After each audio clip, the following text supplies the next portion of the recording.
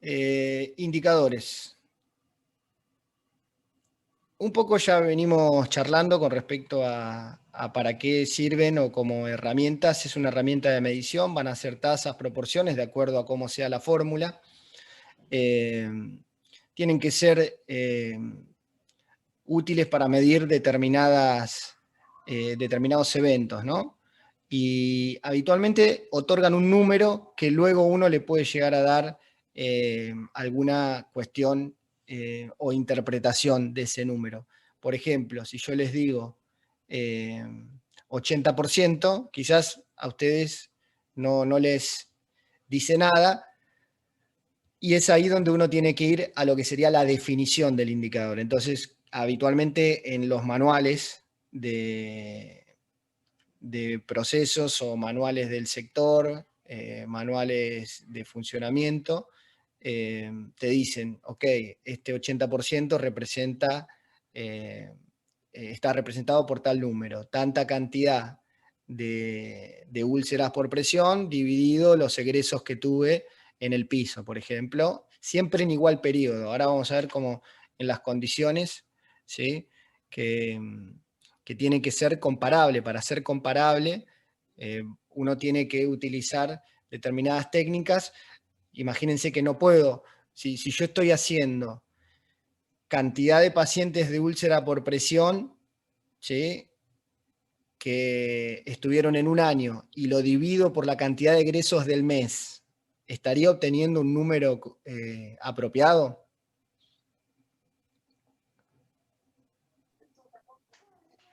¿Cómo, Walter? Yo tengo dos datos, ¿no? Y les digo, necesito que me calculen, ¿sí? las úlceras por presión.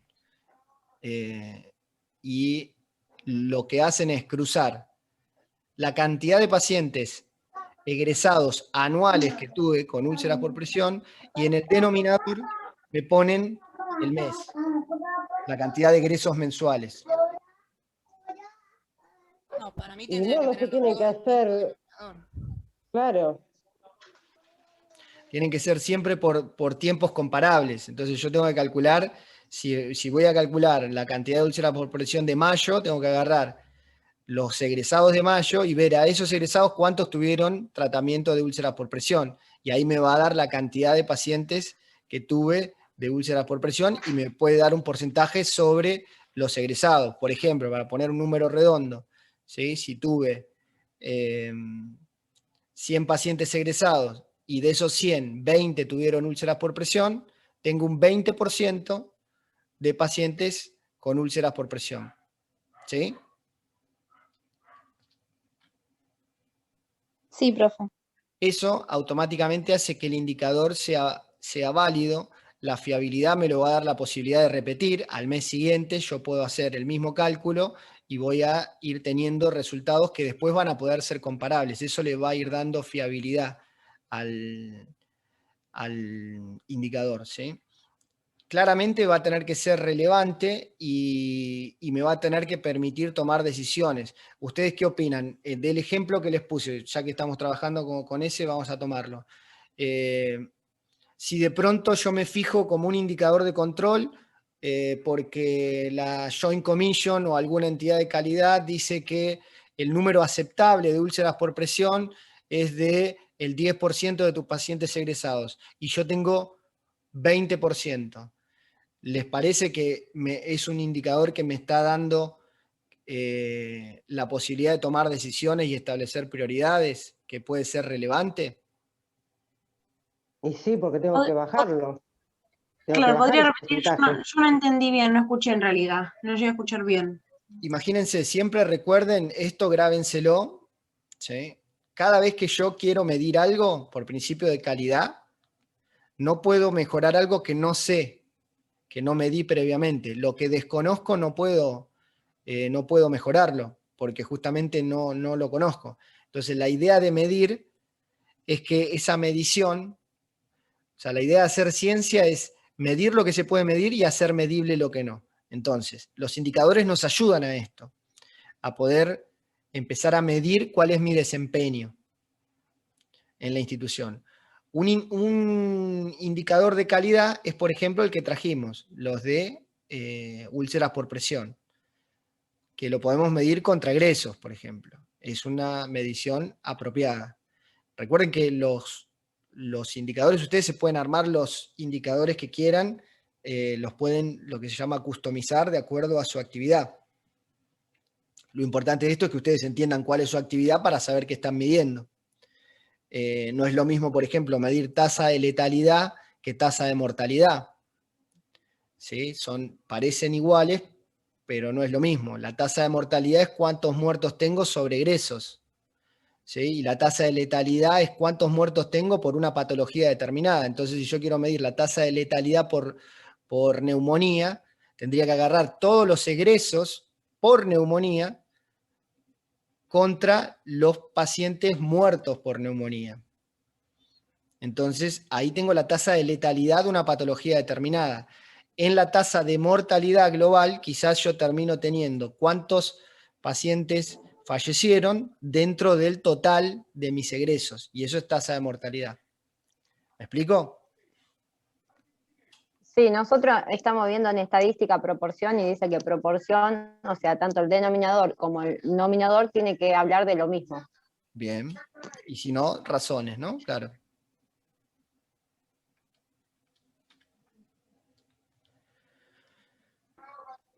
Sensibles a las variables del fenómeno que se desea medir. Imagínense, en este ejemplo que les puse, ¿no? Si yo les digo, ok, estoy midiendo, ya medí mayo y me dio un 20%, 20 sobre 100 egresos. Y de pronto tomo las acciones que tenga que tomar para tratar de bajar ese indicador, analizo, ¿no? Hago un estudio y demás, y luego tengo que medir junio. Empiezo a medir y finalizando junio obtengo de pronto 15 sobre 100. Evidentemente, automáticamente me baja el porcentaje a 15. Entonces, el análisis que estoy eligiendo es sensible a las variaciones del fenómeno para obtener un resultado. Tiene que ser de fácil elaboración. No irse a fórmulas complejas. Fíjense que acá lo único que estoy haciendo es dividiendo, ¿sí? La operación algebraica que interviene es una división entre lo que sería en el denominador pongo la variable que quiero medir y en el numerador la variable que quiero medir y en el denominador a lo que lo voy a contrastar, ¿sí? Entonces, básicamente lo que hago es con una mínima ecuación o operación matemática obtener información que me sirve para la toma de decisiones.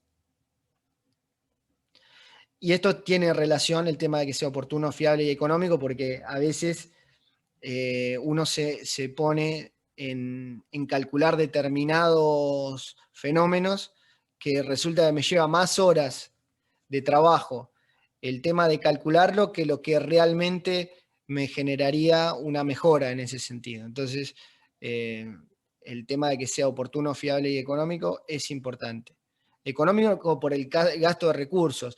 De hecho, un poco cuando ponemos el ejemplo del ataque de un tigre en una institución, tiene que ver con esto, ¿no? O sea, iniciar toda una investigación para determinar luego que el factor de incidencia es bajísimo, realmente terminó siendo un indicador no económico y una tarea que me llevó un montón de recursos para un resultado no significativo.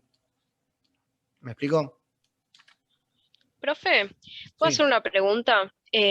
Una encuesta, ¿puede ser como una herramienta para tener un indicador? Sí, es un indicador de satisfacción.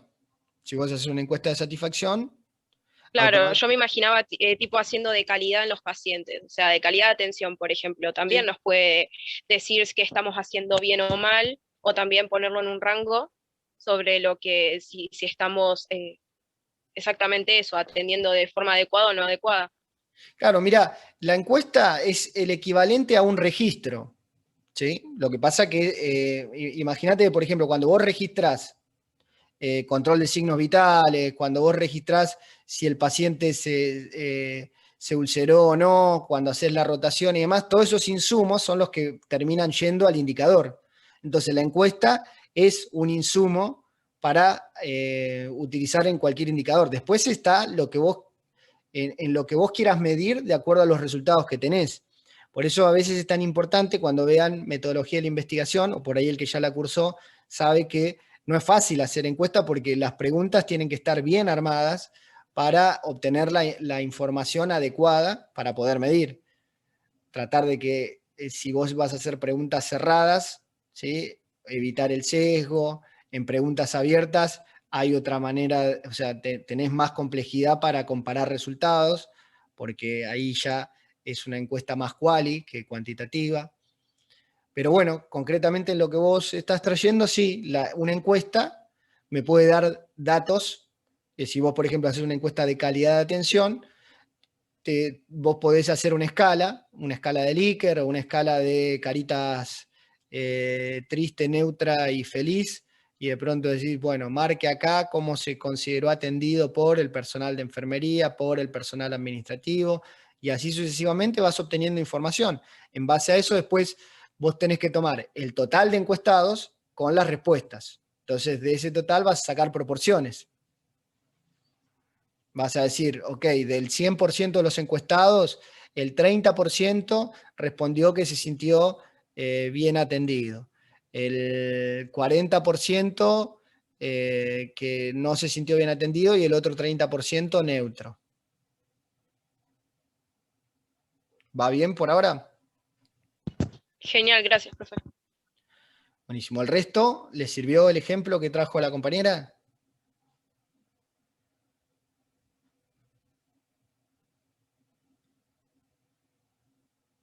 No sé si me congelé o se congelaron ustedes. Sí, sí, se entendió. Sí, profe. igual, Sí, entendemos. para realizar indicadores son mejores los datos duros, ¿no es cierto? Porque, o sea, con una encuesta obviamente lo podés hacer, pero tiene mucha subjetividad. En cambio, si vos, con el ejemplo que diste antes, de, por ejemplo, las lesiones por presión, eso no es una cuestión de fe o de lo que me parece a mí. ¿Tenés lesión por presión o no la tenés? En cambio, con una encuesta ya dejás abierta muchas... No es cómodo para trabajar con indicadores. Va, creo yo, ¿no?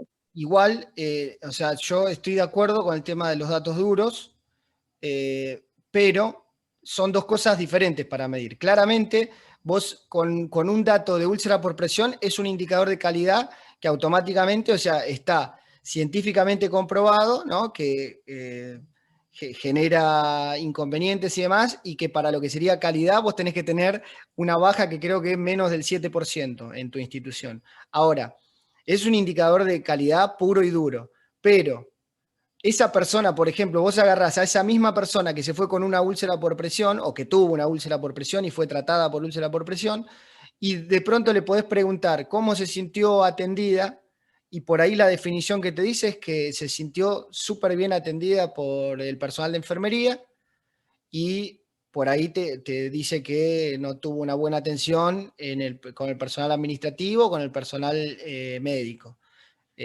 o se queja de la limpieza, o no está satisfecho con el tema del almuerzo. Entonces, esas opiniones también son tenidas en cuenta. Si bien son subjetivas, recuerden que cuando hablamos de calidad, la calidad siempre depende de la calidad percibida, y la calidad percibida es lo que percibe cada uno de los pacientes. Entonces, ahí es donde se hace complejo. El dato duro sirve para todo esto que tiene que ver con la administración científica y para tomar decisiones concretas que tienen que ver con la calidad.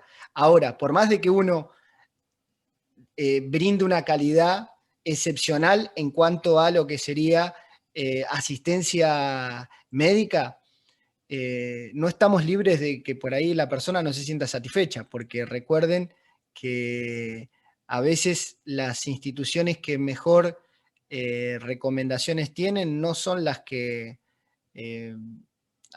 la que más, me sale el término chapa o acreditaciones tienen, sino la que finalmente terminan de tener una asistencia mucho más humana y e interpretando al paciente como lo que es, ¿no? Un ser y no un número en el cual vos por ahí vas a la consulta de una eminencia y que ni siquiera te miró a la cara, no se presentó, no te llama por el nombre, y finalmente te atiende y vos no sentís que se haya cimentado ese vínculo médico-paciente o profesional-paciente que tanto nos interesa, y está comprobado también con datos duros que reduce la cantidad de juicios de mala praxis, el hecho de una buena relación médico-paciente, profesional-paciente.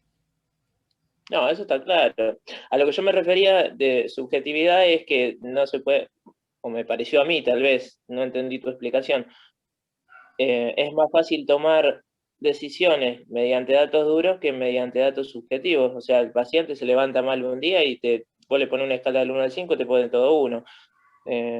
Lo agarrás cansado y te dice, sí, está todo bien, y si lo agarrás contento porque recibió una buena noticia, te va a decir que está todo bien. O sea, eso, si es subjetivo, no sería un indicador de calidad. O no entendí tu explicación.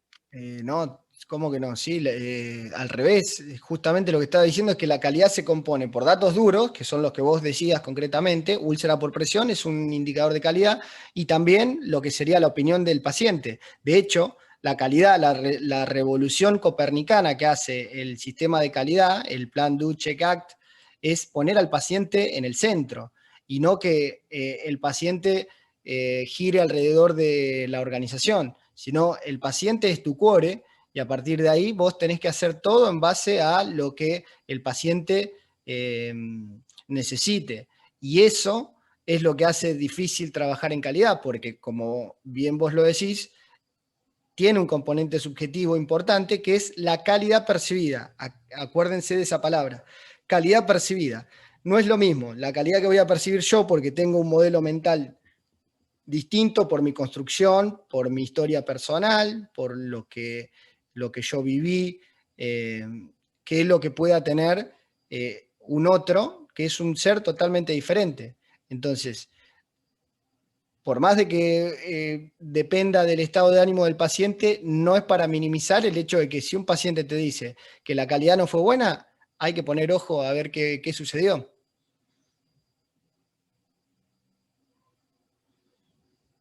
No digo que sea fácil, pero es como No, sí, pero igual debe haber, yo desconozco realmente, pero debe haber algún método. O sea, una cosa es que un paciente te lo diga, otra cosa es que te lo digan 500.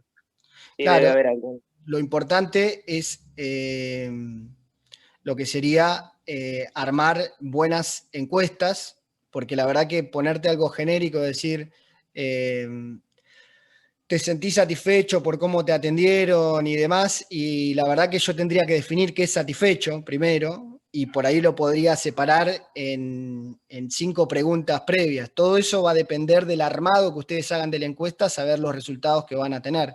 Y cierto es que hay un número significativo para mirar. En rigor dicen que si vos recibís 4 quejas al respecto de algo, significa que hay 100 personas que están... 94 personas que están descontentas, ¿sí? Que no se animan o no llegaron al libro de quejas. ¿Sí? Esos son datos medidos que lo investigó Don Abedian en un estudio donde de pronto vos, por trabas de accesibilidad y demás, sabés que si te llegan 4, o sea, si vos tenés 4 personas que te hicieron una queja referida a algo, significa que hay por ahí dando vuelta 90 más que no llegaron a hacer la queja, pero que tuvieron el mismo problema.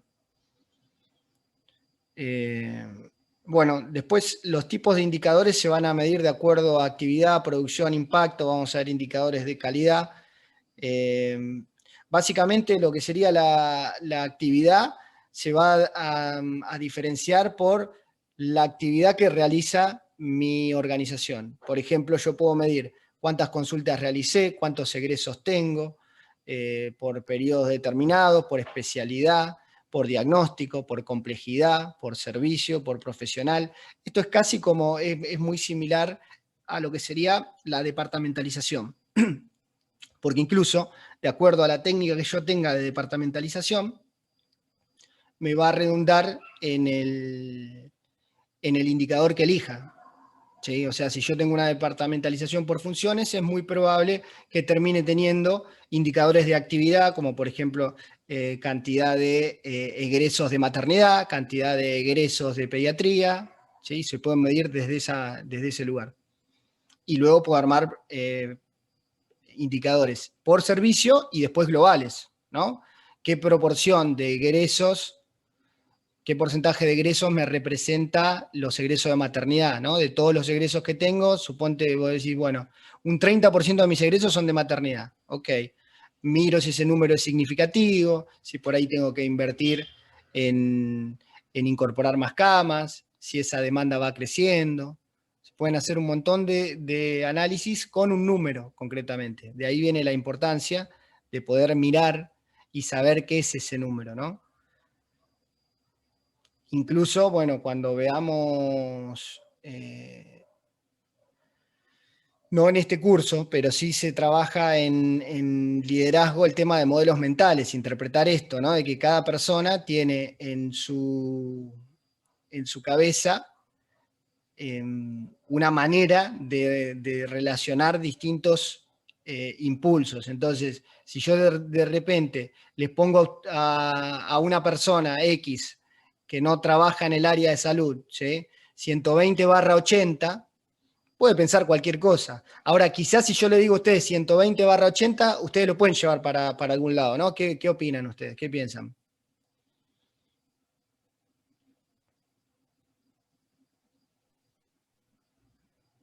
La tensión arterial.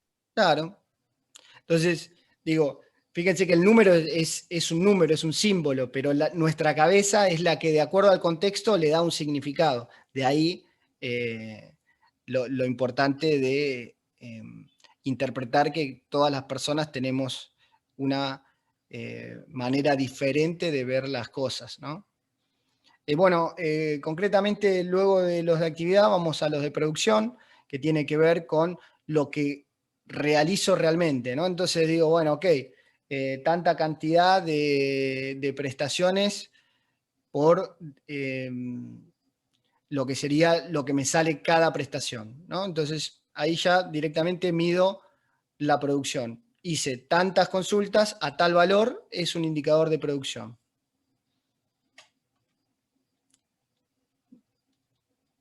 De impacto, habitualmente estos se ponen en negativo y tienen que ver por lo general con lo que sería costos. Eso nosotros acá no le damos tanto foco, nos vamos a enfocar mucho en lo que sería indicadores de calidad.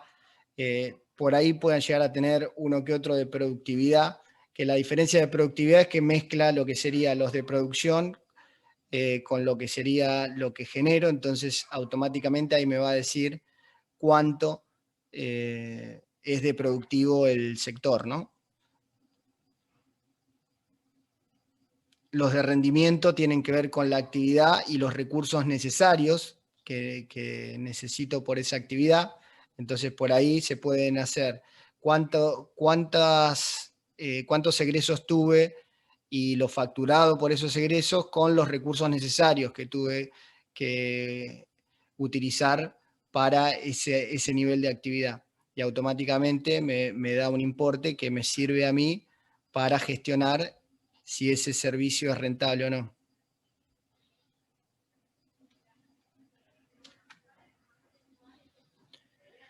Con respecto a la calidad, bueno, de por sí ya si uno va a lo que serían los indicadores que ofrecen estas auditorías externas de las que hablábamos, como por ejemplo la Joint Commission, la calidad, te dan indicadores previos donde ya te dicen cuáles son los estándares esperados, los estándares de calidad, y a vos te sirve como para medirte y compararte con esos indicadores para saber qué acciones podés realizar para alcanzar esos números. Aún así, si ustedes no van a estar en una institución que trabaje con indicadores de esas entidades referentes, tienen que tenerlo como dato, quizás como una visión de alcanzar, y no frustrarse si los números todavía no se acercan a eso, pero sí trabajar y actuar en la llegada a esos números, ¿sí? Después los indicadores de estructura quizás tienen más que ver con el tema de cuántas camas tengo por superficie cuadrada. Eso está muy relacionado con lo que sería cuando vean, si ya la estuvieron viendo, por ahí lo tienen, la 194/95 en un momento, ¿sí? Y la 41 también, para organizar servicios de enfermería, te dice cuánto tiene que tener, por ejemplo, el office de enfermería, te dice 9 metros cuadrados. Entonces, esos son indicadores de estructura que uno puede sacar y dice, ok, ¿cuántos enfermeros tengo por metro cuadrado? ¿Cuántas camas tengo por metro cuadrado? Entonces te dice que, por ejemplo, para una cama de terapia, uno tiene que tener entre 9 y 12 metros cuadrados, para una cama de piso compartida 9 metros cuadrados y así sucesivamente. Entonces uno, a partir de esto, puede calcular si tiene la estructura suficiente para la cantidad de camas necesarias. Y bueno, el índice de utilización está muy relacionado a lo que sería el porcentaje ocupacional del que hablábamos hoy. Por ejemplo, si tengo 100 camas y tengo 80 pacientes internados por día, voy a tener un 80% de ocupación. Y se puede calcular también con los egresos esa fórmula, ¿no? Para no hacerla día a día, uno puede sacar la cantidad de egresos que están midiendo. Por ejemplo, si voy a medir un mes de 30 días, en el denominador voy a utilizar los 30 días por la cantidad de camas disponibles y arriba la cantidad de días que ocuparon esos egresos. Entonces automáticamente me va a dar un porcentaje ocupacional. Eso sirve, por ejemplo, cuando el porcentaje ocupacional nos sirve para ver qué grado de productividad estoy teniendo, ¿no? O sea, si estoy teniendo un sector subutilizado, por ejemplo, si de pronto tengo un 60% de ocupación, pero tengo toda la estructura para trabajar un 100, tengo una capacidad ociosa de 40%. O sea, significa que no están viniendo la cantidad de pacientes necesarios para mantener la estructura que tengo, y por ahí vos tenés en el piso, ¿sí?, 2 enfermeros por turno que de pronto están atendiendo la mitad de lo que podrían atender si tuviéramos un nivel de productividad más alto. ¿Me explico para qué sirven más o menos esos indicadores? Sí, profe. Sí. Ok.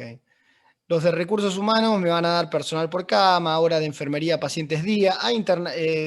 De recursos humanos hay indicadores más macro que por ahí los maneja el Ministerio de Salud, que se los pasa a presidencia y demás. Se vio mucho en pandemia, por ahí cuando te dicen que hay un enfermero cada 1000 habitantes, ¿no? Esa data que aparece o la cantidad de médicos que hay por número de habitantes, o a veces incluso se hace una relación, que ahí sí es una razón, entre lo que sería enfermeros y médicos, ¿no? ¿Qué cantidad hay, qué cantidad debería haber? Se plantean objetivos a posterior, de ahí, del análisis de esos indicadores, para que se den una idea, a veces se crean carreras y demás para decir, bueno, mirá, la Argentina está bajo en cantidad de enfermeros profesionales y demás, entonces se empieza a trabajar en políticas para que mejoren esos indicadores macro, ¿no? Y lo que sería indicadores de acceso, el mejor ejemplo que se me ocurre acá es cuando de pronto, o sea, uno quiere medir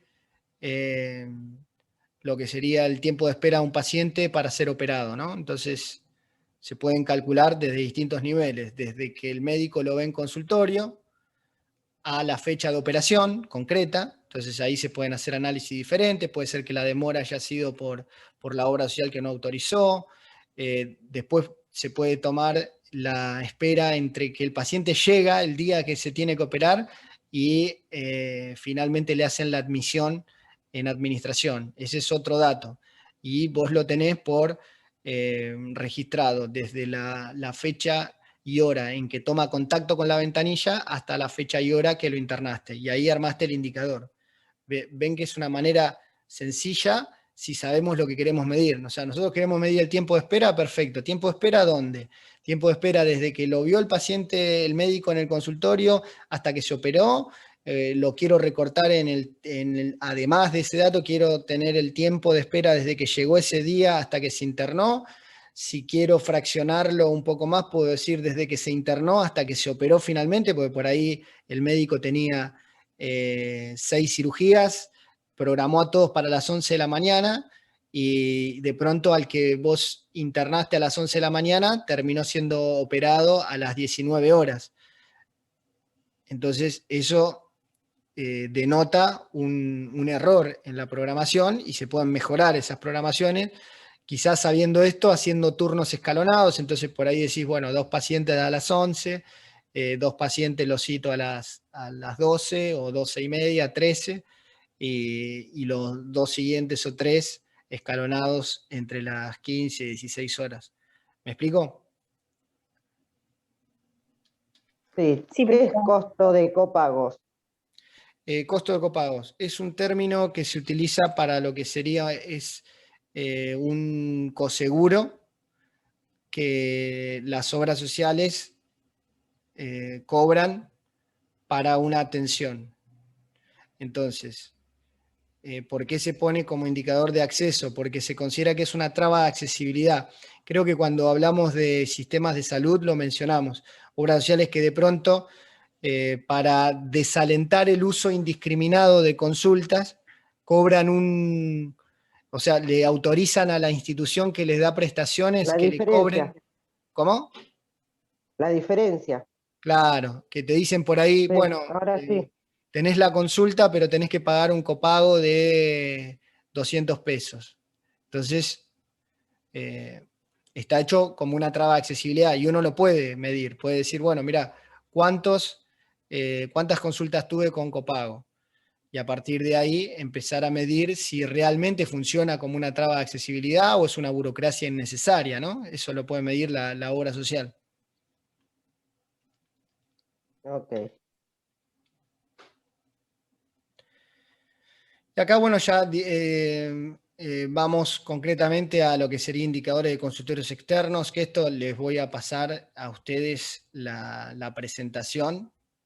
La verdad que no me quiero detener en esto porque son ejemplos concretos que si ustedes los quieren para hacer algún trabajo, si alguno trabaja en consultorios externos, si quiere hacer una medición en cuanto a consultas y demás, la verdad que son ejemplos concretos de indicadores, ¿no? Esto que venimos viendo, primero teníamos la definición general de cómo los construimos y acá directamente empieza a haber ejemplos concretos con fórmulas de cómo obtener lo que sería concentración de consulta, porcentaje de consultas iniciales, lo que sería consulta de primera vez, para calcular si estás estipulando bien el tiempo de la consulta de primera vez, por ejemplo, o cuántas personas nuevas se vienen a atender a tu institución. Entonces el porcentaje de consultas iniciales te da un indicador de cuánta gente nueva te está viniendo a visitar, digamos.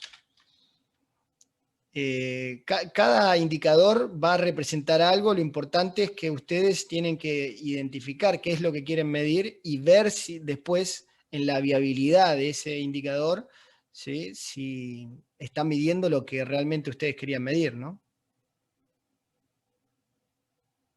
Ustedes, si les tengo que preguntar y decirles que me den un indicador de calidad, fuera de lo que es el ejemplo que yo les puse de úlcera por presión, ¿qué otro indicador podrían armar? Por ejemplo, sería la cantidad de pacientes que sufre una internación crónica producto de una enfermedad concomitante que adquiere por estar internado.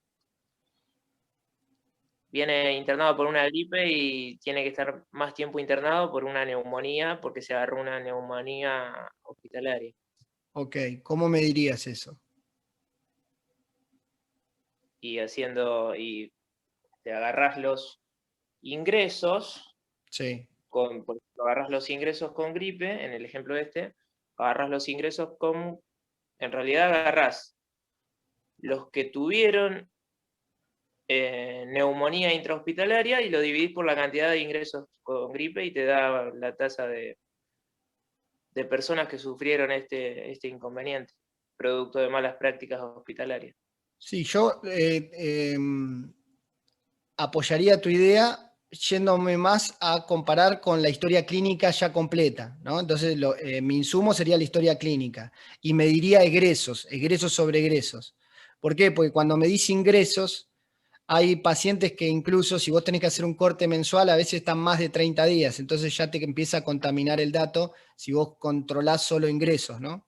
Entonces, por ahí medir sobre egresos y decís, dentro del egreso, a ver si te entendí, porque por ahí era lo mismo, y estamos hablando de lo mismo, pero definido de otra manera, vos agarrás historias clínicas egresadas y te fijás la diferencia que hay entre el diagnóstico inicial y el diagnóstico final. ¿A eso te referías? Claro. Ah, Y ok. ahí discriminás los que tuvieron neumonía intrahospitalaria, obviamente quitando las personas que tienen esa complicación. Discriminás los que tuvieron la neumonía intrahospitalaria y haces la tasa y listo, y ahí queda. Vos lo explicaste mejor igual. Buen dato. El que trajiste es un indicador de calidad, claro, y se utiliza. Hay otro que es similar o parecido al que trajo Gastón, que es el de reinternaciones inmediatas, ¿no? ¿Cómo piensan que se puede calcular el de la reinternación inmediata? Y un paciente que sale de una cirugía y tiene una complicación y vuelve. Esa es una, sí, pero también hay casos clínicos, ¿no? Primero tendríamos que definir qué es una reinternación inmediata y decir, bueno, vamos a considerar reinternación inmediata a lo que sería, esto por definición, ¿no? Cuando hagamos nuestros indicadores tenemos que decir, vamos a considerar la reinternación inmediata a los pacientes que ingresan después de 72 horas de haber egresado con misma patología. Esa es una definición, por ejemplo, de reinternación inmediata. Entonces, ese dato te va a permitir calcular qué tipo de tratamiento estás haciendo, porque quizás el tratamiento está siendo insuficiente, por ahí vos estás haciendo un tratamiento antibiótico que lo mandás a la casa para que lo continúe ambulatorio y el paciente no hace adhesión al tratamiento, entonces vuelve porque no culminó su tratamiento antibiótico, por ahí vos lo estás haciendo, no estás haciendo, por ejemplo, un destete de oxígeno apropiado o esperando 24 horas saturación de aire ambiente, y después te encontrás con que el paciente tiene una recaída y se vuelve a internar. Eso ocurre mucho por ahí en pediatría.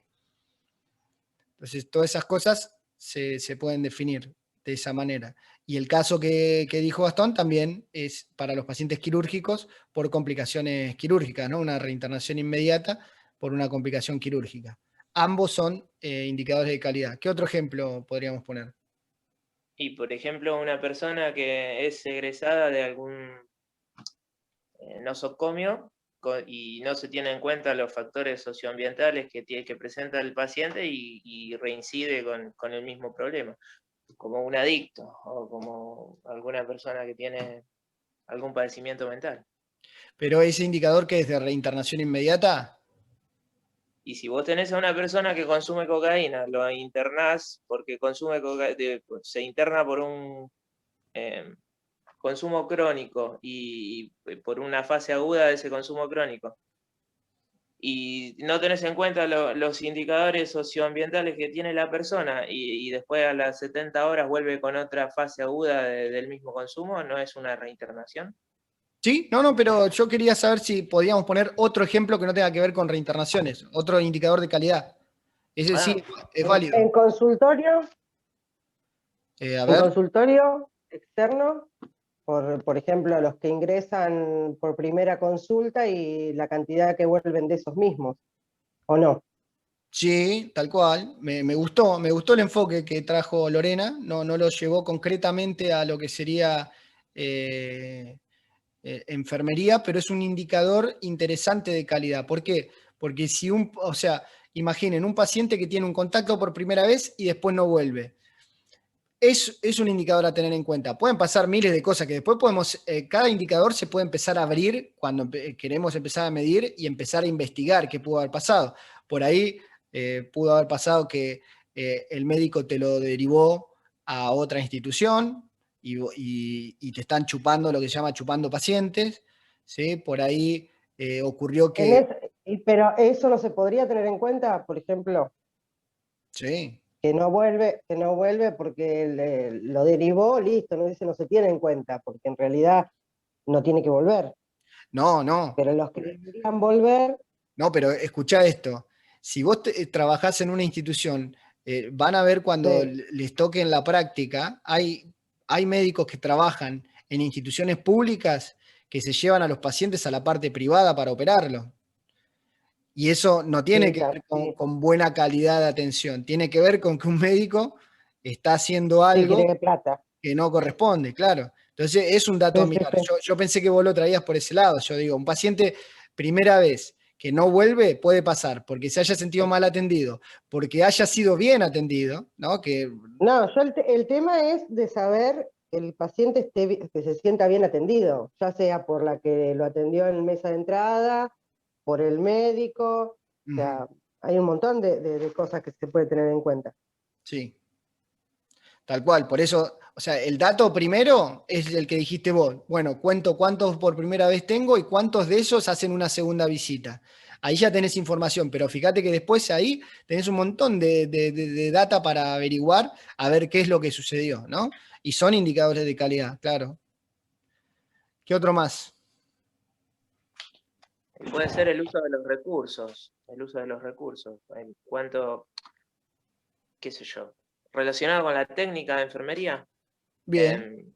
Cuando se produce una extravasación de una vía periférica y se desperdicia un báster de suero, ¿cuántas veces pasa eso en un determinado tiempo y qué incidencia tiene eso en el costo? Y obviamente en el paciente, ¿no? Pero estamos hablando del costo, de calidad. No, pero a ver, les vuelvo a marcar esto. Trabajar en calidad siempre, o sea, es trabajar en calidad en cuanto a lo asistencial y luego redunda en una mejora en los costos, pero siempre pensando en el criterio de lo adecuado. Entonces, ese paciente, claramente, o sea, imagínate que si vos tenés un procedimiento mal realizado, después ese paciente lo va a tener que volver a pinchar, y todo eso genera un descontento que te puede llevar a una calificación negativa a la hora de una encuesta de satisfacción y tomando acciones concretas lo Se podés, usa más material. se usa más material, se gasta más tiempo. Y se gasta plata porque el material cuesta. Sí, tal cual. Y aparte el tiempo se traduce también en dinero, ¿no? Imagínate que a veces, o sea, imagínense cuando uno calcula dotación, lo hace por UPE, por unidad de producción de enfermería. Entonces se calcula por ahí que la colocación de un acceso venoso demora en un paciente en piso, categoría 1, supónganse, categoría 2, 6 minutos. Entonces, si vos tenés una complicación con eso, son más minutos que le destinás a atención de enfermería que tiene un costo, ¿sí? A mí, profe, se me había ocurrido algo parecido a lo que dijo Gastón sobre la infección intrahospitalaria por neumonía, pero se me había ocurrido en los pacientes que ingresan y por un motivo se les tiene que colocar una sonda vesical y digamos, su instancia de internación termina siendo, digamos, alargada, prolongada, por ejemplo, una infección urinaria producida por la sonda vesical. Y pensaba, ¿no?, lo que usted estaba diciendo justamente, que si el personal, en este caso de enfermería, realiza mal los procedimientos o también la atención o la higiene, puede producir una instancia prolongada del paciente, por lo tanto también más costo, porque son más días, más recursos a utilizar, y también está bueno como para medirlo. De la misma forma de lo de neumonía, pero sobre otras cosas. Tal cual, No sé si me siempre, expliqué bien. no, está genial, porque aparte es un indicador de calidad, sabés que eso lo mide la Joint Commission, la cantidad de pacientes con infección urinaria que tienen por colocación de sonda. Entonces es un dato que se mide y tiene que ver con eso, y piénsenlo así, porque por ahí cuando nosotros traemos esta cuestión de reducción de costos de la que estamos hablando, por ahí lo relacionamos inconscientemente, no digo que todos, pero lo relacionamos con lo que sería la administración privada. ¿Por qué? Porque redunda en lo que sería un ahorro de costos y uno dice, bueno, si ahorro costos es mayor ingreso. Pero piénsenlo también dentro de lo que sería la parte pública, que se le asigna un presupuesto. El presupuesto es para atender a la población, y cuando uno quiere hacer una mejor atención de la población y una cobertura más amplia, piensen que recursos que se gastan innecesariamente en un paciente son recursos que se le resta a otro que necesita, porque la torta en el presupuesto de salud es la misma de acuerdo al presupuesto asignado, o sea, no se aumenta el presupuesto. A vos te dicen tenés que gastar 100.000 pesos, y vos esos 100.000 pesos lo tenés que dividir en lo que te venga ese mes a atenderse.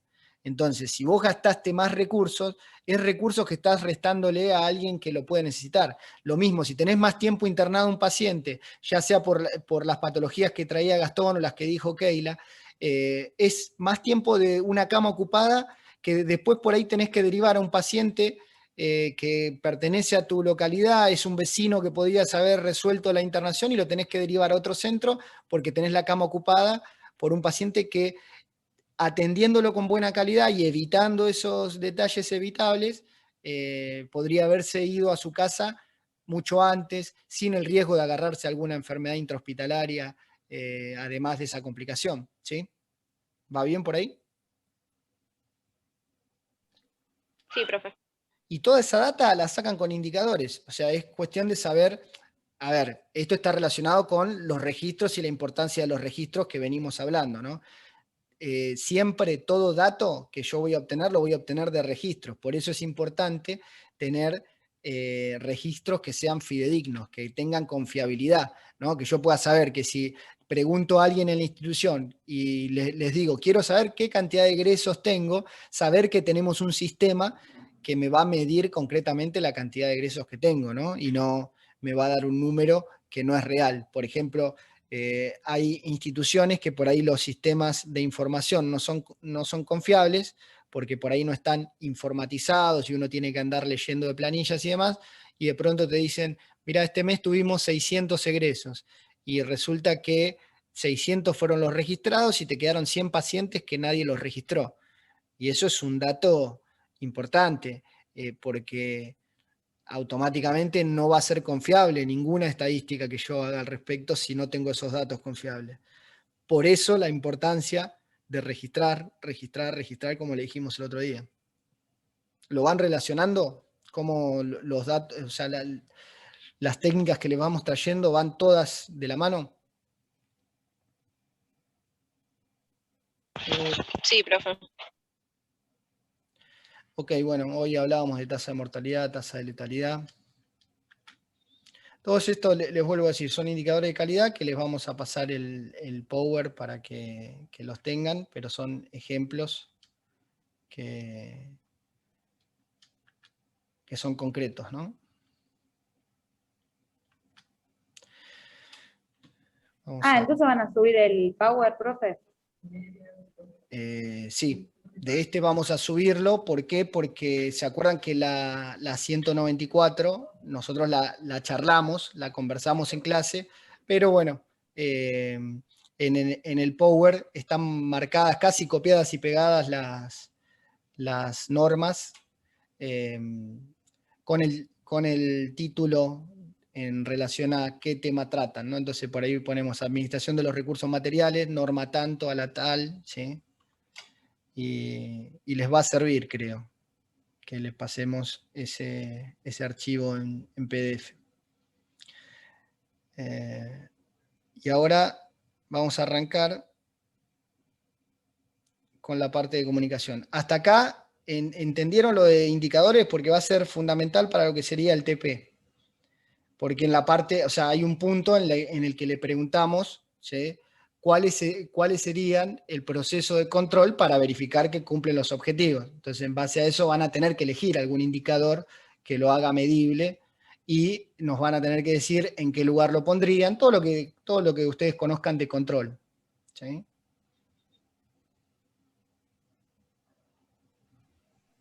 Sí, se entiende, profe. Y piénsenlo como algo práctico, que les sirva para lo cotidiano, ¿no? Nosotros igual le vamos a dar una misión de una organización de salud X, y en base a eso ustedes van a hacer todo el desarrollo.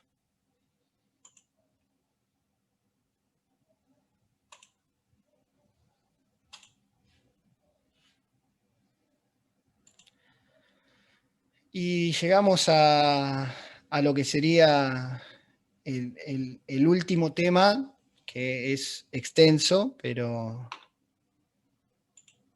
consideramos que es sumamente importante. Lo habíamos charlado cuando hablamos del proceso de gestión, ¿se acuerdan? Habíamos hablado de planificación, toma de decisiones, control y la comunicación que atraviesa de manera transversal a todo el proceso.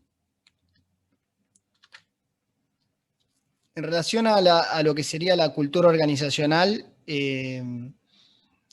Martínez es bastante concreto en esto, ¿sí? Toma conceptos de Jane, que es uno de los primeros que definen cultura, lo divide en lo que serían los artefactos, valores y supuestos. Entonces, en base a eso, hace una pirámide invertida que nos va a permitir identificar, o sea, al tener una pirámide invertida, uno puede calcular que para identificar una cultura organizacional hay muchas cosas que uno ve en la superficie, que son los artefactos, que definen de alguna manera cuáles son los valores que reglamentan esos artefactos, y luego hay unos supuestos profundamente arraigados, que son los que manejan a la cultura concretamente.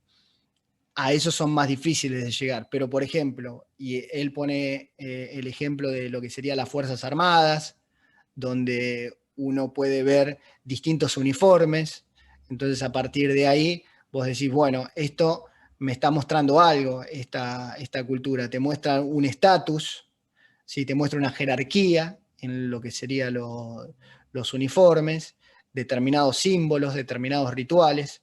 Entonces todo eso forma parte de una cultura organizacional, que va a determinar luego lo que serían los aspectos comportamentales de la organización.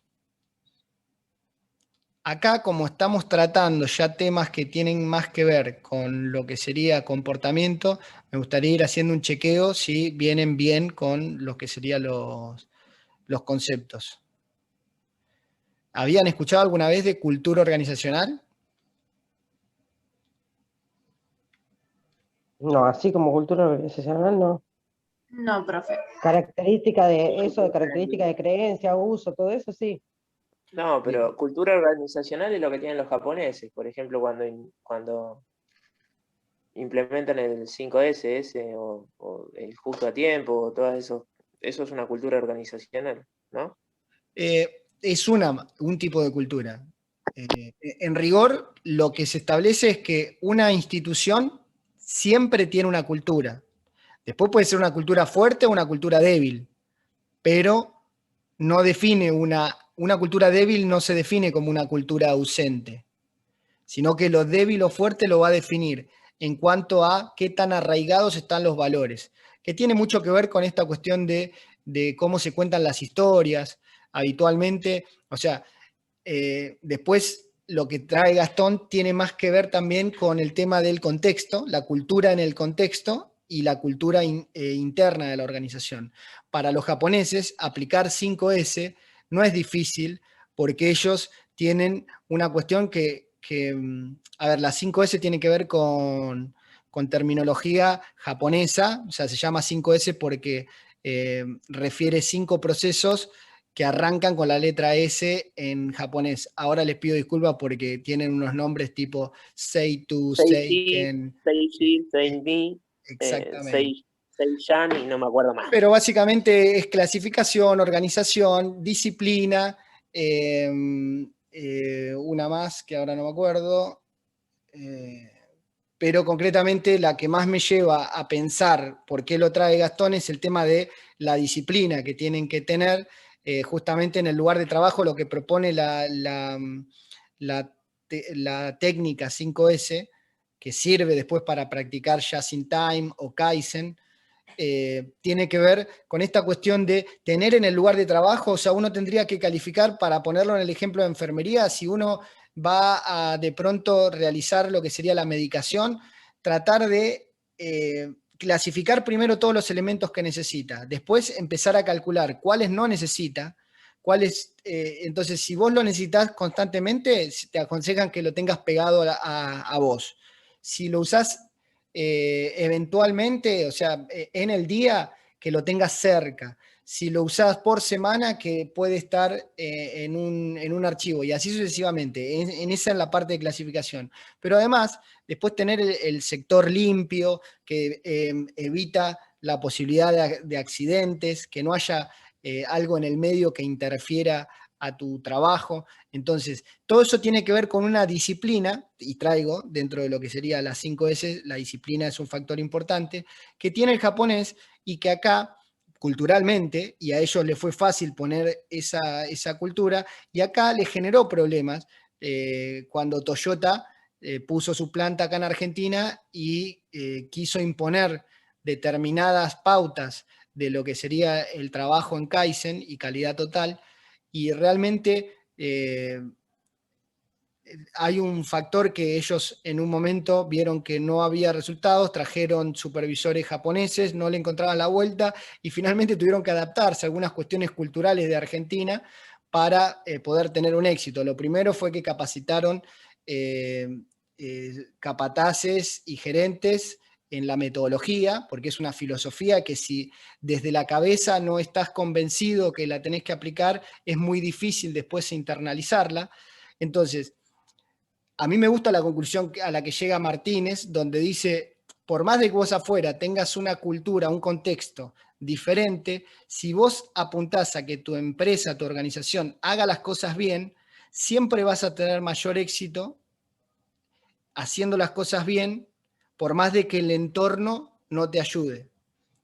Sí es difícil, a Toyota le costó, pero lo logró con un mix, adaptándose, lo que fuere, pero lo logró.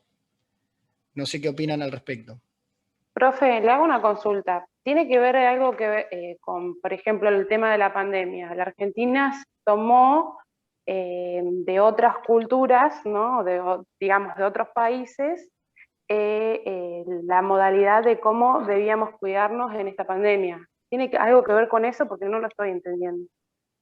Mira, la cultura organizacional es la cultura que tiene la empresa. Por ejemplo, Mayra hablaba, ¿no? Sí. ¿Vos trabajás? Sí, acá en casa. Ok. Contacto con organizaciones o instituciones. Tenés la universidad, ¿verdad? Sí, sí. Bueno, en la universidad hay una manera de tratarnos que define una cultura. ¿Sí? Por ejemplo, en la Universidad de Luján, el contacto con el profesor, con el docente, si vos vas a la UBA, es muy diferente y tiene una lógica. La universidad tiene una construcción justamente de universidad y no de facultad. La facultad lo que define es que hay cátedras donde el catedrático expone y el conocimiento no se construye, sino que el catedrático dice, mira, esta es la cátedra de tanto y vamos a hablar de tal cosa y no se discute. Entonces, por ahí eso hace que el trato con el docente sea diferente. En la Universidad de Luján, ustedes tienen una manera de tratar al docente que quizás lo van a poder comparar si lo comparan con otra institución académica, pero para que vos lo entiendas, la cultura organizacional define eso. De pronto, hay una construcción de la universidad que es única. Una, por ejemplo, en lo que es la carrera de administración, depende de sociales, por ejemplo. Entonces, el perfil del administrador de la Universidad de Luján es muy diferente al perfil de administrador de un egresado de la UBA. El perfil del egresado de la UBA es mucho más técnico y el perfil del egresado de la UNLU, como tiene esta dependencia de sociales, es mucho más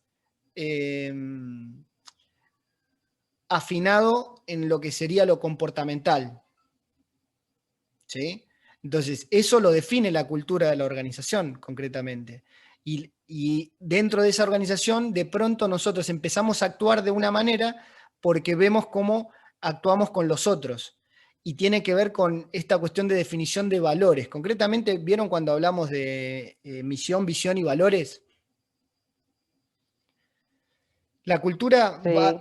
la cultura finalmente va a redundar en qué tan vigentes y reales son esos valores declarados. Yo puedo decir que mi valor en la organización es el respeto, y de pronto estoy definiendo una cultura que digo, bueno, ok, el respeto por mis colaboradores. Y de pronto, este ejemplo creo que lo puse infinidad de veces, cuando ese colaborador me pide algún permiso para capacitarse, para desarrollarse, ya sea para lo que sería alguna cuestión universitaria, académica o para progresar en su área de incumbencia, de pronto le pongo trabas. Entonces digo, ¿qué tanto me interesa? O sea, ¿qué tanto estoy respetando a mi colaborador? ¿Qué tanto me interesa y defino como valores el progreso de mis colaboradores? Eso finalmente me está dando la pauta de qué tipo de cultura tengo. Yo declaro una cosa, pero tengo otro tipo de Profe, intereses, sí. se ve bien, por ejemplo, en el perfil de licenciado que tiene la Universidad de Luján, de licenciado en enfermería que tiene la Universidad de Luján y otras universidades, como estabas diciendo vos, con administración, para traerlo a algo más cercano a nosotros. Por ejemplo, un licenciado en la Universidad de Luján tiene más competencias relacionadas con lo comunitario, y tal vez un licenciado en la Universidad de 3 de febrero, tenga más competencias relacionadas con lo asistencial y guiado más a lo que es lo asistencial, porque aparte tienen cursos de posgrado de intensivista y demás para enfermeros. Entonces está todo armado para que ese enfermero tenga ese perfil. Y acá está todo armado, incluso había un posgrado acá que era enfermería comunitaria. Después lo sacaron, no sé qué pasó. Ahora lo comprendiste un poco más, era Mayra, ¿no? La que preguntaba. Sí, ahí sí. Con lo de la Tiene que ver, universidad mejor.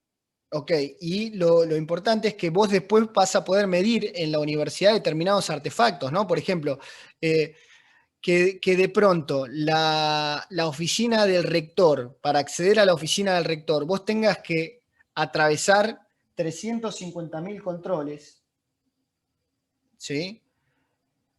Te da una pauta, eso es un artefacto a medir. Lo mismo ocurre cuando vos mirás un banco, ¿no? Que de pronto los bancos clásicos, como el Banco Nación, el Banco Provincia, la oficina del gerente está arriba, separada, apartada, son oficinas extremadamente grandes que definen el poder que tiene esa persona por sobre otro, y luego hay bancos que han cambiado esta cuestión, que han hecho unos cambios en esos artefactos que tienen que ver con cambio de valores, donde, por ejemplo, por ahí te encontrás con oficinas todas vidriadas y en el medio está el gerente. No sé si lo vieron, por ahí en Santander Río, en Banco Patagonia. Eso habla de la organización. Es un artefacto que uno lo puede ver y automáticamente interpreta cuestiones de la cultura organizacional. Son primeros contactos que nos permiten empezar a ver por dónde va la cultura de la organización. Por ejemplo, si la organización usa uniformes. En las organizaciones de salud se ve mucho, como son además burocracias profesionales, hay una cuestión con todo este tema de identificarse con determinados uniformes. Entonces, eso te da una puerta de entrada a lo que sería empezar a ver la cultura organizacional. Los artefactos son la parte visible, digamos. Luego vienen los valores que derivan de esos artefactos y luego supuestos profundamente arraigados, que son los que realmente mueven las creencias que generan esos valores. Fíjense acá, nosotros le ponemos el logo del hospital, perdón, de la universidad, porque, por ejemplo, ¿ustedes conocían el logo de la universidad y la historia de la universidad? ¿Por qué tiene un fénix, por ejemplo, en el escudo? El logo sí, pero Bueno, estas historias se cuentan y se cuentan habitualmente en la universidad. La universidad fue la única universidad que en la dictadura fue cerrada. Y el tema del fénix vino a posterior en la reapertura, cuando se hizo el logo de la universidad, porque el fénix es un ave mitológica que representa el renacer de las cenizas. Entonces, todas estas historias que tienen que ver con la composición de una organización, luego uno las va pasando de generación en generación y eso define una cultura. ¿Me expliqué un poco más o la embarré? Yo entendí. El resto, Sí, se ¿estamos? entendió. Gastón me rema toda la clase, Lorena también, Keila, Mayra. A ver si me olvidé de alguno, por ahí les toco el ego y empiezan a saltar. No, no, pero sí, lo que pasa es que estamos un poco cansados, nos cuesta un poco Tranqui, tranqui. interpretar todo, No, a mí me pero interesa que entiendan. De última, siempre escriban por el no, ¿sí? Si no entienden, escriban al toque por el no. bueno, Esto que les muestro acá es lo que se llama la comunicación, el concepto tradicional, ¿no? Que era el concepto de transmisión inicialmente, ¿no? Lo hizo Shannon en un momento en los años 50, sirvió para ordenar, pero claramente después se le empezó a poner un poquitito más de complejidad.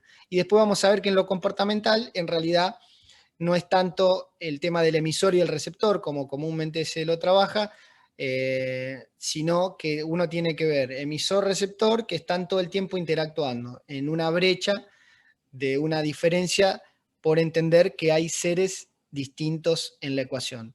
¿Sí? Yo soy distinto a Claribel, Claribel es distinto a Mayra, Mayra es distinto a Lorena y así sucesivamente.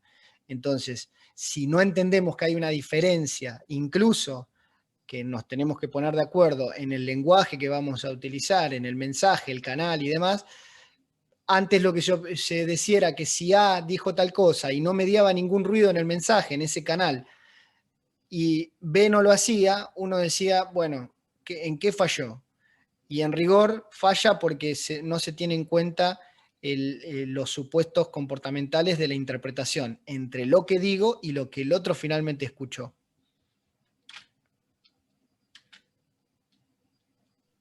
Pero esa visión simplificada de lo que es el mensaje esa que estás mostrando ahí, Sí. no es que para que esto funcione el receptor y el emisor tienen que compartir el mismo código. Es el Si mismo comparten canal. el mismo código, Sí, sí. no podría haber malinterpretación. Sabés que eso... Código, ¿no? Sí, eso opinaban todos, pero en rigor después se encuentran con que, vos imaginate, ¿no? Que estás a cargo de un servicio y decís, das una orden y la orden no se cumple. Y la otra persona te entendió, confirmaste que entendió, ¿sí? Por ejemplo, podés hacer verificación de escucha y vos decís, ¿no? Gastón le dice a Walter, Walter, por favor, necesito que hagas una recorrida en el segundo piso. Ok, incluso tomás la verificación de si estamos en el mismo canal y me decís, ¿me podés repetir lo que te dije? Que haga la recorrida en el segundo piso. Perfecto, verificaste que yo te escuché. Y finalmente después no lo hago. ¿Cómo puede ser? Y es culpa del sindicalismo. Tiene que ver con actitudes y claramente sí puede ser que ya sea cualquier cosa que haya ocurrido, que después vamos a tener que analizar, ¿no? Pero tiene que ver con el entorno y tiene que ver con el hecho de lo comportamental, concretamente. Entonces, esto se va haciendo complejo, el tema de la comunicación, y no es tan fácil porque, a ver, nosotros tenemos este postulado. Las organizaciones, recuerdan, como primer definición que nos servía, era conjunto de personas que se organizan con un objetivo en común, ¿sí? Para alcanzar ese objetivo y demás. Después nosotros le dijimos que hacia el final íbamos a ver una definición más elaborada de organización, que es las redes de conversaciones.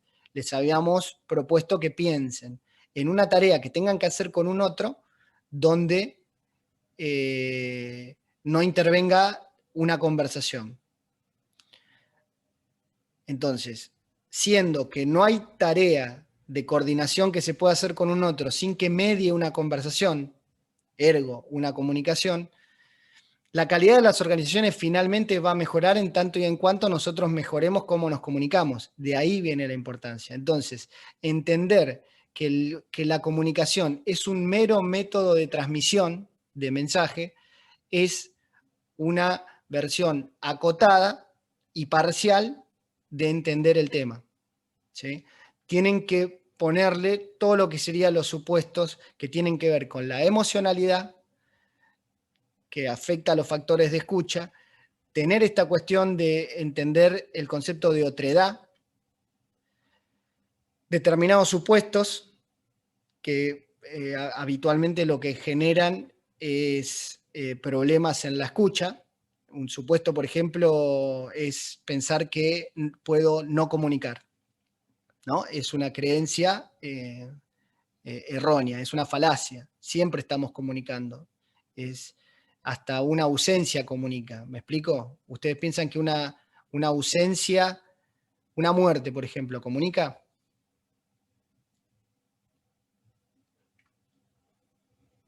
Sí, profe, cualquier cosa comunica. O sea, si yo voy en un avión y el tipo que está sentado al lado mío está con los auriculares durmiendo, me está comunicando que no quiere que lo molesten. Perfecto. Y parecería una actitud pasiva, ¿no? El otro no hace nada más que estar en su vida. Pero al relacionarse con el otro, siempre tiene que ver, la comunicación siempre se representa como una interacción con el otro. Entonces, Pero siempre, eso porque compartimos la misma visión de la realidad. Tal vez si yo voy a Alemania entiendo la mitad de lo que es el mensaje que me están dando, porque es otra cultura. sí, en realidad no es que vas a entender la mitad, vas a entender lo que tu realidad y tu cosmovisión te permite entender, que para vos por ahí va a ser la realidad completa. Claro. Porque uno no, o sea, imagínense esto por ahí se pone un poco filosófico, pero es importante que lo entendamos. Echeverría lo define así: somos seres lingüísticos, habitamos en nuestro lenguaje. No podemos pensar en nada que no podamos definir con nuestro lenguaje. Piensen en algo que no sepan cómo definirlo con nuestro lenguaje. ¿Pueden pensarlo? A ver, ¿qué hay que pensar?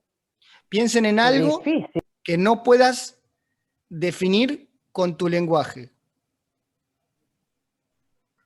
O sea, con el habla, digamos. Sí,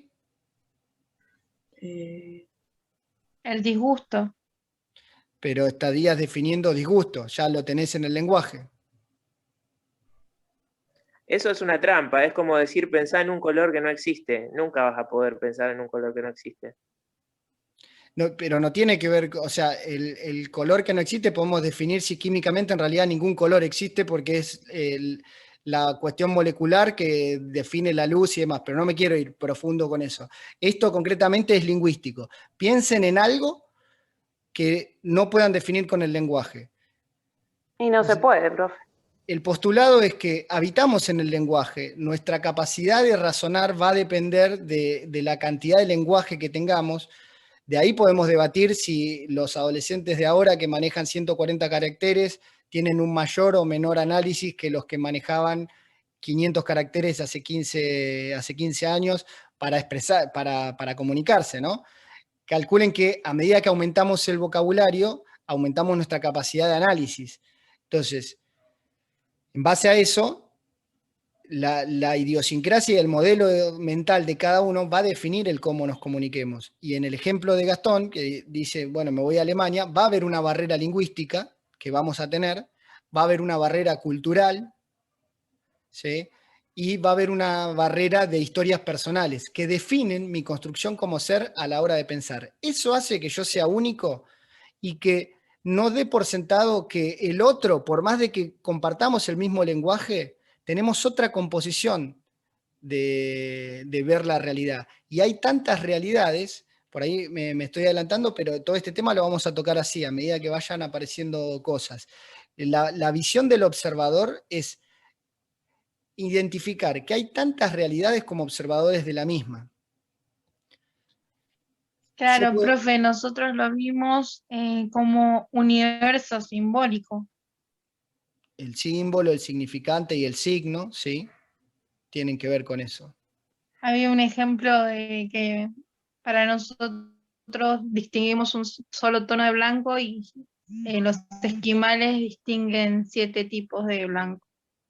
O más, dice en el estudio, porque claramente ellos están en otro ambiente. Y eso se define casi como una cuestión biológica. Es una manera que define una fuente del modelo mental. Las fuentes del modelo mental son 4, al menos las que trabaja Freddy Kosman, y dice que son las biológicas, que ese podría ser un ejemplo, historia personal, cultura y lenguaje. Toda esa construcción define mi manera de pensar y hace que yo sea un ser único y diferente. Después vamos a hacer concesiones, ¿no? Vamos a generar juicios que se van a transformar en observaciones comparables con todos y podamos ponernos de acuerdo en que esto es un cuaderno o una libreta, ¿no? De acuerdo a la cultura en la que estemos y podamos ponernos de acuerdo para nivelar acciones, porque si no sería, un incordio. No podríamos coordinar acción alguna si no existieran esos supuestos inicialmente. Por ahí se pone un toque filosófico esto, pero es importante entender esto, ¿no? Que escuchar es oír más interpretar. Entonces, tiene que ver con una parte biológica, que es lo que yo oigo, y luego qué es lo que interpreto de lo que oigo. Porque, por ejemplo, y me adelanto un poco a lo que serían los actos lingüísticos, no es lo mismo que yo le diga a Gastón, Gastón, estás despedido, ¿sí? Él va a escuchar eso y su interpretación, la primera que dice es, Walter no tiene autoridad sobre mi trabajo, entonces esa declaración es inválida porque a mí no me afecta nada, no me genera ninguna realidad distinta a la mía porque no tengo la autoridad para poner esa frase. O incluso ir por la positiva, decirte, Gastón, tenés un ascenso, ¿sí? A partir de mañana, Gastón, vas a cobrar el 30% más de tu sueldo. ¿Te imaginas? Y yo voy contento. Claro, y vas a decirle a tu empleador, ¿no? Bueno, vengo a cobrar lo que me dijeron. ¿Quién te dijo? El profesor de la UNLU. No, pero ¿sabés qué? El profesor de la UNLU no... Eso hay un estudio de eso le pasa a los chicos, o sea, no entienden la retórica, no entienden otro tipo de cosas que nosotros sí entendemos. Claro, lo que pasa que recordá que yo pongo ejemplos extremos como para que se entienda el concepto porque vengo trayendo cosas abstractas, pero en el oír e interpretar se puede, o sea, piensen en un montón de malas interpretaciones que hayan tenido cuando escucharon algo, simplemente porque entendieron que vino un compañero y les dijo algo, que hagan algo, y de pronto ustedes le dieron un tipo de autoridad a ese compañero que no tenía, interpretaron una tarea, la hicieron y no correspondía. Eso ya genera un problema. Entonces, o lo mismo una interpretación errónea de lo que dijeron por barrera de lenguaje, ¿no? Esto no sé si fue en una clase con ustedes que había surgido esta cuestión de la diferencia a veces en terminología, ¿no? Por cultura. Por ahí en algunos países se llama a las palabras de una manera, entonces cuando uno oye determinada palabra, interpreta automáticamente algo que quizás no es, y lo puede interpretar como un insulto cuando en realidad fue otra cosa. ¿Se están haciendo mucha ensalada o van entendiendo? Igual, a ver, esto es parte de la importancia que tiene la comunicación. La importancia se le da justamente la complejidad que tiene al respecto. ¿Avanzamos? Sí, profe. Bueno, acá cuando... Perdón. Sí.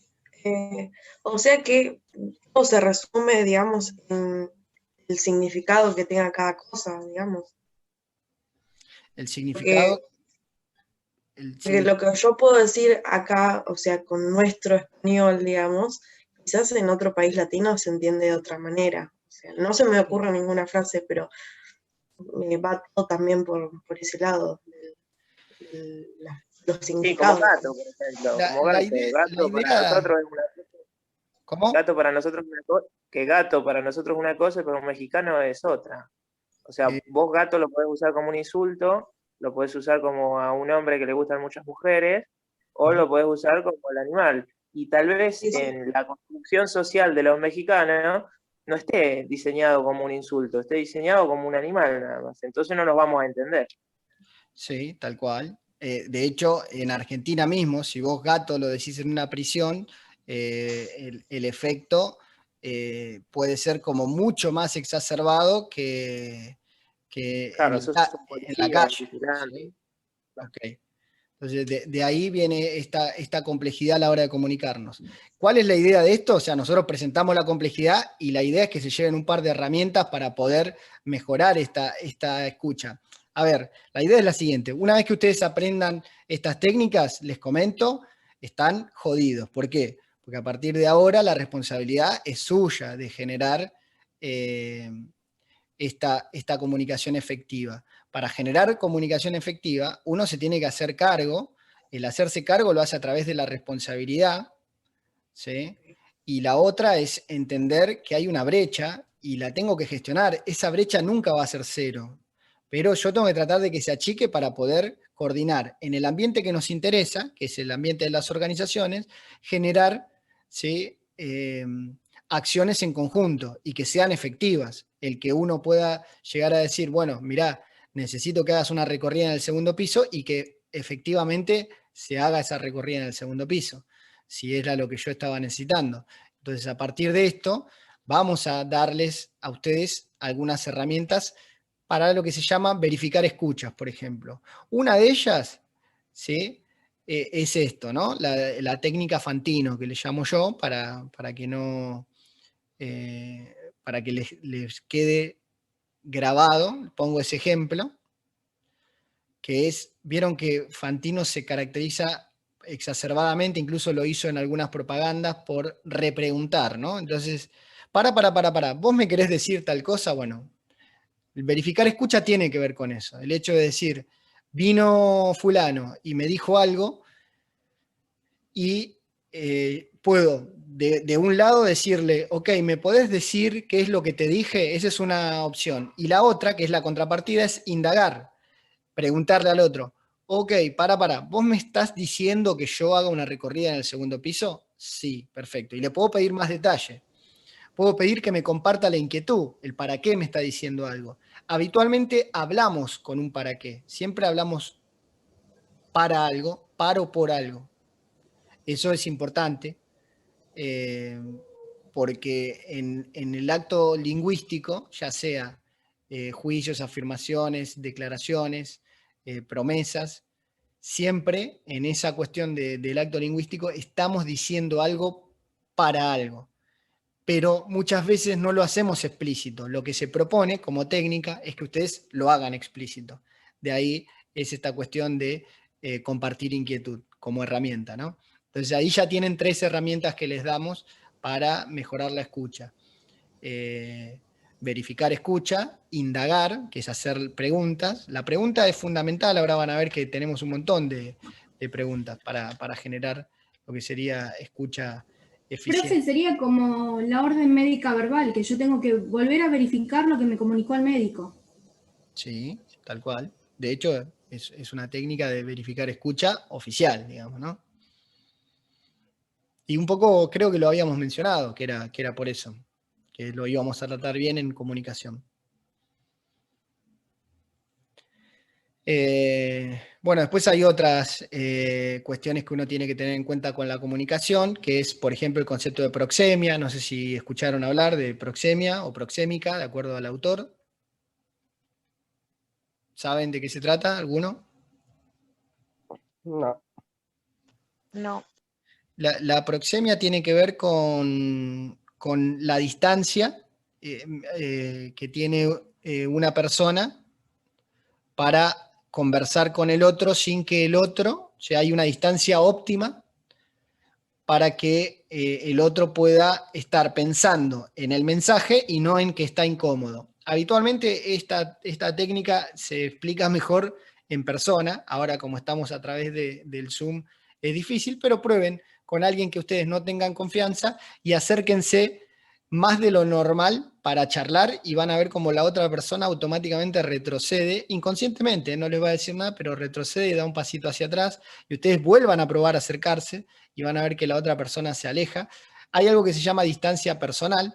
No es casual que la distancia social que se están midiendo ahora, cuando dicen el distanciamiento social de 2 metros, bueno, habitualmente se decía que la distancia social es de 1,5 metros, uno puede estar en una reunión, ¿no? Y está charlando con el resto y estamos por ahí a una distancia de 1 metro, 1,5 metros, es una distancia social. Distancia personal ya por ahí es dentro de los 70 centímetros, 50 y menos de eso ya estamos hablando de la intimidad concretamente.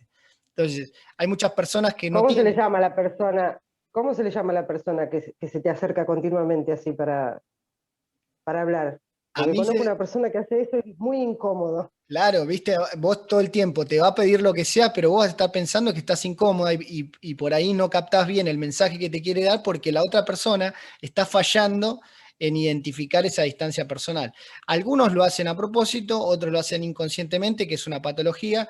Yo no tengo la definición concreta de cómo se le llaman, pero sí puedo decir que es una personalidad invasiva. O sea, cuando ocurre... Esta persona lo hace inconscientemente, pero es continuo y Bueno, es horrible. lo que uno podría hacer es llevarlo al plano consciente. Laburar en comunicación es conectar siempre con el adulto que tenemos, ¿no? Y tratar de salir del espacio de niñez que a veces uno entra en algunas secuencias, ¿no? Que tienen que ver con la psicología. Pero digo, todas estas técnicas, primero, esta es una aclaración que no hice, no sirve para gente con patología, concretamente. Entonces, técnicas que les enseñemos para gente con patologías, con alguna patología, como por ejemplo, hay gente que porque tiene un problema neurológico, directamente no percibe esta cuestión de las distancias. Ahora, si es una cuestión que por ahí está acostumbrado por creencia y uno se lo puede definir y la otra persona dice, ah, mirá, lo hacía inconscientemente, pero lo puedo llevar al plano consciente, genial, a vos te va a servir porque a partir de ahí te vas a empezar a relacionar mejor porque no vas a tener ese factor de incomodidad a la hora de comunicarte. A ver, no sé qué está ocurriendo en el chat, pero veo que está como activo. No, este no tiene patología, es una costumbre de él, pero o sea, nadie se la debe haber marcado. Es realmente incómodo porque se te pone como... Y no es que tenemos una intimidad, ¿me entendés? Es una persona conocida nada más. Es una costumbre de esa persona. Y es muy incómodo que se te arrime tanto. Es que la palabra que vos trajiste es concreta. O sea, antropólogos han medido esto primero en el reino animal y luego lo han llevado a un estudio social. Y la conclusión es esta. Hay lo que se llama espacio de distancia vital en la cual el ser humano siente que lo están invadiendo. Y no lo sentís si fuera un espacio de intimidad con esa persona. Pero si vos no tenés ese tipo de confianza o intimidad, claramente vas a sentir esa incomodidad. Entonces, lo que se busca en las comunicaciones organizacionales es tener en cuenta este concepto como herramienta, la proxemia, después entenderla, poder interpretar, tener empatía de poder valorar los sentimientos del otro, qué puede estar sintiendo cuando vos te estás comunicando y demás. Entonces, son pequeñas herramientas que les vamos a ir dando para que ustedes puedan trabajar con esto. Y una de ellas que me encanta, cuando veamos la fundamentación de los juicios, cuando emitimos opiniones y demás, que es a través de la fundamentación de los juicios, que tiene 5 pasitos, podemos suprimir automáticamente el radio pasillo si no les interesa participar del radio pasillo, ¿no? Si bien sabemos que se puede gestionar desde el radio pasillo, también las conversaciones de juicios personales son conversaciones inútiles, improductivas, que es el famoso chismerío, ¿no? O sea, si uno no quisiera entrar en ese tipo de charlas y viene alguien a decirme, ¿sabés que fulanita o fulanito, lo que fuere, yo puedo empezar a hacer a través de determinadas preguntas, hacer que el otro fundamente su juicio o finalmente se dé cuenta que es un juicio infundado. Lo vamos a ver tranquila la clase que viene, no se preocupen. Tipos de comunicación, esto lo van a ver, lo define todos los autores que tienen ahí para ver. Es escrita, oral y no verbal, que tiene que ver con lo gestual, tiene que ver también con el lenguaje corporal. Si yo les tuviera que preguntar qué porcentaje creen que tiene el lenguaje no verbal del verbal, ¿cómo lo distribuirían? Como un 70-30, puede ser. 70-30. 70% verbal. ¿De qué parte? 30 al verbal. 30 al verbal. 70%, claro. ¿Quién más? ¿Quién da más? ¿Quién opina igual? Para mí es 50-50, porque uno puede querer hacerse entender con palabras, pero también están los momentos en los que se hace entender solamente con gestos. Entonces los dos son igual de importantes. O quizás decimos una cosa, pero al mismo tiempo con nuestros gestos y modismos hacemos otra, o sea, vamos a entender todo lo contrario. Entonces yo creo que es un 50-50. ¿El resto qué opina? 50 y 50, 70 y 30 tenemos hasta ahora. Depende de lo gestual que sea la persona. Hay una bibliografía en teorías y técnicas grupales que habla de eso, no me acuerdo ahora, pero está estudiado, sí, obviamente. Está estudiado, está medido. Es más, alguien se tomó el trabajo de calcular cuál es el porcentaje. La verdad que el porcentaje llama la atención, pero una vez que uno lo empieza a analizar, realmente nos termina cerrando. 7% tiene que ver lo textual o digital, que tiene que ver con lo verbal, y 93% lo analógico. Esto está distribuido incluso, lo corporal, en la voz y el cuerpo, ¿no? Lo postural. La voz incluso porque analizan esta cuestión del ritmo, el tono, la respiración, y todo eso define un montón de cosas. Entonces yo de pronto les puedo decir, chicos, que hoy estoy muy feliz. ¿Y ustedes qué están percibiendo si yo les digo que estoy muy feliz? Que no lo está mintiendo. Pero que no le pone ganas. Otra cosa para decir si es un 50 y 50, yo estoy diciendo, el texto concreto es, chicos, estoy muy feliz. ¿Sí? La frase es concreta. Si yo voy a lo digital, el texto lo saco, lo extraigo de mi expresión corporal, del tono de mi voz, ¿sí? Automáticamente estoy dando un mensaje que lo es todo. Dice, chicos, estoy muy feliz. Pero de pronto con el cuerpo acompaña un montón de otras cosas que generan lo que se llama disonancia cognoscitiva, que ustedes perciben en mí algo que yo no estoy diciendo por más de que diga otra cosa. Entonces, nuevamente, hay gente que por ahí no lo percibe, hay gente que lo hace inconscientemente. Yo pongo casos siempre extremos para que se pueda entender, pero hay muchas cosas que por ahí decimos sí, lo vamos a hacer, y en realidad internamente no lo queremos hacer, y por ahí con el cuerpo lo representamos y no nos damos cuenta, y genera un conflicto con el otro, y así sucesivamente. ¿Ven el entramado hermoso que es la comunicación humana? Sí, profe, es verdad. Lo mismo pasa con Messenger cuando escribís un mensaje, capaz que si no pones una carita, la otra persona piensa que estás enojada. Ni hablar cuando sin querer se te quedó trabada la mayúscula y el otro piensa que le estás gritando. ¿sí? O que pones un punto al final. Sí, ni hablar las interpretaciones de comas y demás. Pero bueno, para el caso... Poner letras de más como para decir que lo estás diciendo en buena onda. Por ejemplo, en vez de poner un hola seco, decís hola con 2 o 3 A, por Claro, ejemplo. sí, tal cual. Imagínense que si incluso uno no está en esa línea de lenguaje, puede interpretar cualquier cosa. De ahí los inconvenientes que tenemos. Sobre todo cuando creemos que nuestra interpretación de la realidad es la única posible. Eso ya descártenlo y ténganlo como una de las falacias o creencias limitantes para lo que es una buena comunicación. Creer que la interpretación de la realidad que tengo yo es la única posible. ¿Sí? Eso genera una limitación. Yendo nuevamente a lo que sería la comunicación concretamente, en lo que sería el texto, tenemos escrita oral, no verbal, y después vienen lo que sería los lineamientos, ¿no? Ascendente, descendente, cruzada, que le llaman, o horizontal. Van a encontrar, si leen Valderas, van a ver comunicación horizontal, y Valderas incluso a veces le pone un término más, que es la comunicación general, que es cuando la institución da un comunicado general. Pero lo que nos interesa es concretamente cuándo vamos a tener una comunicación ascendente. Cuando yo le tengo que decir a un supervisor, le tengo que comunicar algo. ¿Cuándo es descendente? Cuando el supervisor me dice algo a mí, o yo, siendo supervisor, intermedio, lo que fuere, le tengo que decir algo a mi colaborador.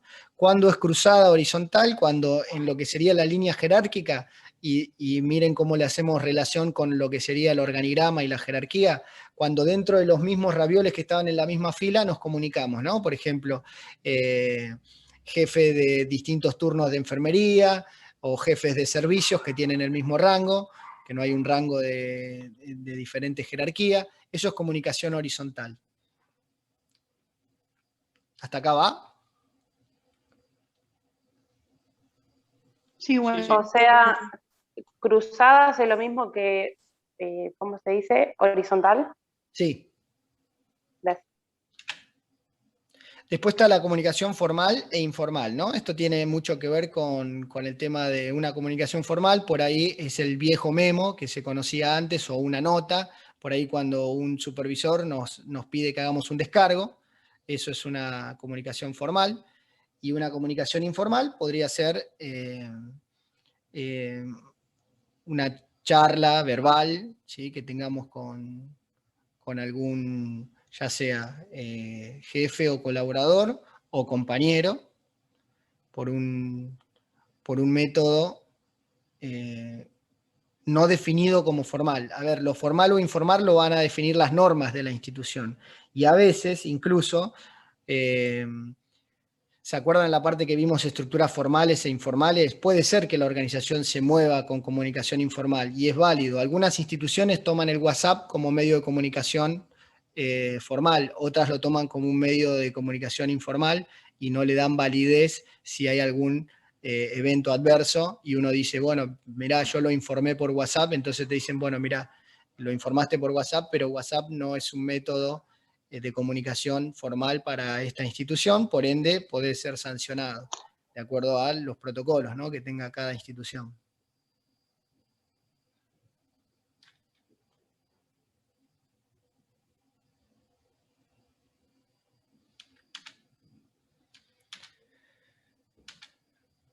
Y como dijimos que las organizaciones son conversaciones, acá vamos con un montón de preguntas que las vamos a ver cuando veamos los tipos de conversaciones, ¿no? Hay 4 tipos de conversaciones. Les voy a pedir para la próxima, si pueden y tienen tiempo, de que preparen lo que sería la lectura de Echeverría, donde vamos a ver, creo que tienen para leer capítulo 3, 4, 5 y 7.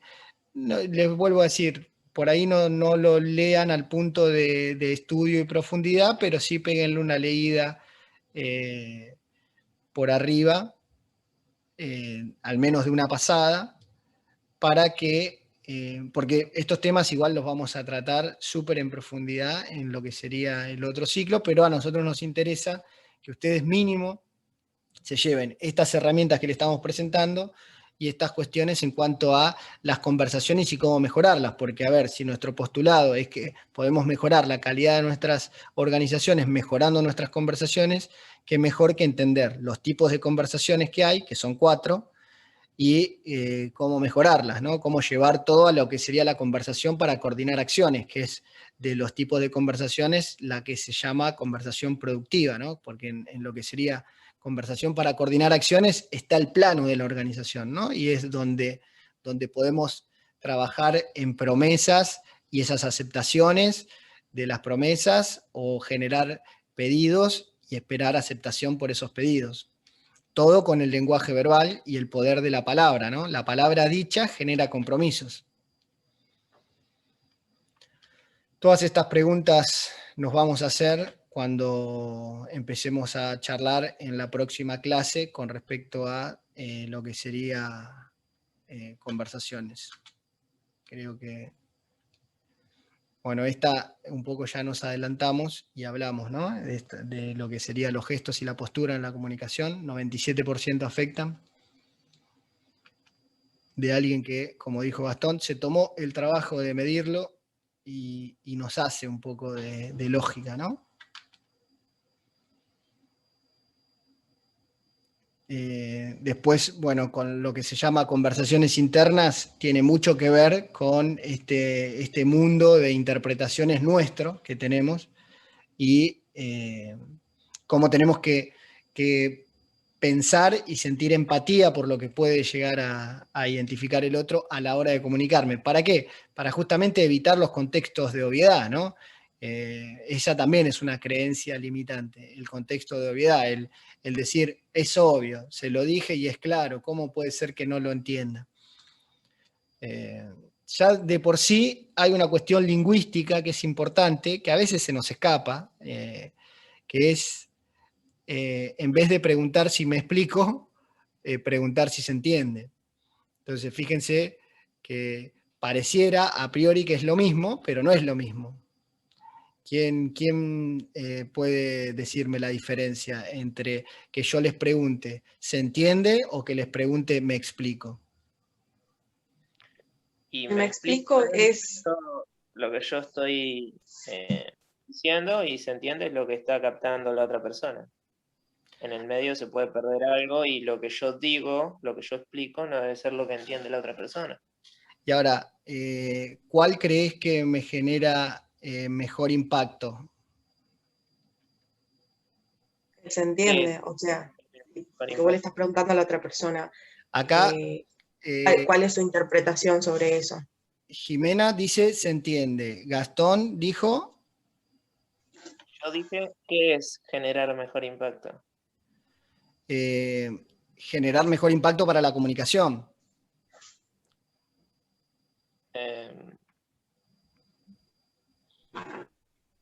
Suavizar. ¿Se entiende? Palabras.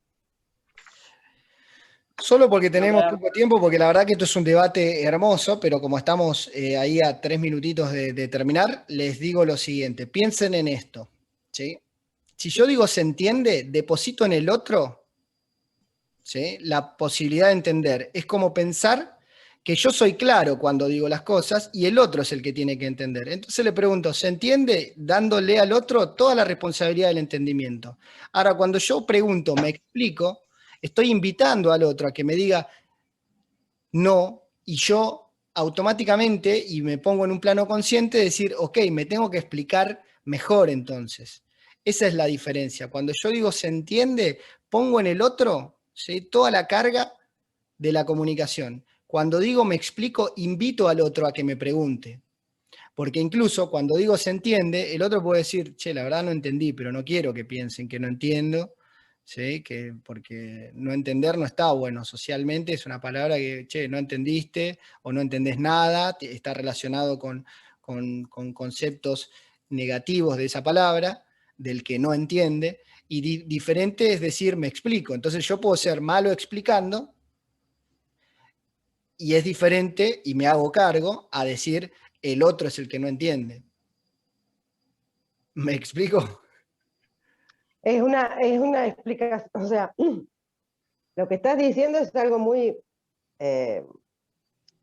no sé la palabra, no me sale la palabra. En realidad, si vos me decís, me explico o se entiende, yo sin duda te pregunto, con cualquiera de las dos palabras que vos me digas, pero más allá hay personas que a lo mejor no lo hacen